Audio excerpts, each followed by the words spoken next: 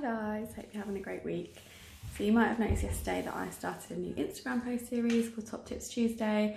I just wanted to give you a little bit of background around why I've started this post series. So obviously with Buyers Collective, I've started working with a lot of retail startups and I have seen mistakes that they've made, I have seen things that they've done really well, I have seen things that they wish they had done earlier on in the process.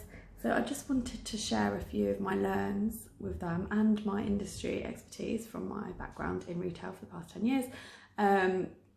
Just to share with you, anyone that's starting a business or anyone that's thinking about starting a retail business, some of the things to start thinking about and getting your ideas flowing of how you can actually go from idea stage to actually product on the shop floor. So I'll be basically posting every Tuesday a little tip for you from my little toolbox.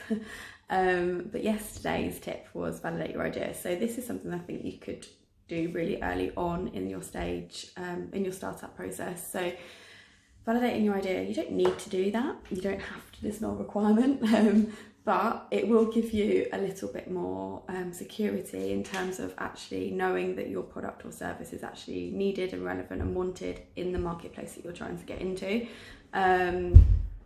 So things like setting up customer group focus groups, speaking to business experts, looking around at the marketplace, speaking to people within the marketplace already trading or selling in that area that you are wanting to go into, just to get a little bit of validation and say, do you know what, I've got this idea, this is how I want to execute it, what are your thoughts? What's your feedback? What can I do better? How can I improve this? How should I change this? Or what could I do to make this as marketable as possible? So that could be product or a service. It's actually something everyone that's starting a business, any business should do. I did it when I started Buyers Collective. I got together a group of people and just tested some of the ideas that I had, and you can also test out your price points, and it will save you so much money and time in the long run. Because if you go to one of your customers and say, this is my product, how exciting, and they say, do you know what, I'm not actually that excited about this product, I wouldn't pay this much money for it, but if you change X, Y, Z, I would buy it. Obviously then you have a very strong indication before you've even started that product development process that product is not something, your initial idea, your initial product was not something that your marketplace that you're trying to conquer is actually going to buy into. So you already have from day one, before you've even started your long and difficult, as it is going to be anyway, journey of getting your idea into actual development stage, you've got an indication already of like what you need to change about that product to actually make it into a product that you can go and sell, or a service that you can go and sell to people and that people will actually want. So just getting a little bit of feedback basically before you even start your idea, hash it through with some friends, hash it through with business experts, hash it through with potential customers, and identify some of the things that you think you could change and make it even better, because in the long run that's going to save you loads of money, it's going to save you loads of time, and it is likely going to mean that your product or your service is going to be a lot more successful.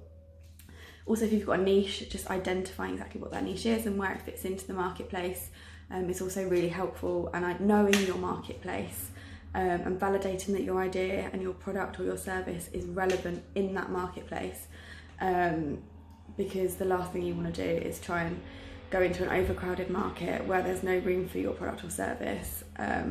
You want to know that you have got something, you've got a unique selling point, and you are going to be able to fit nicely into that marketplace.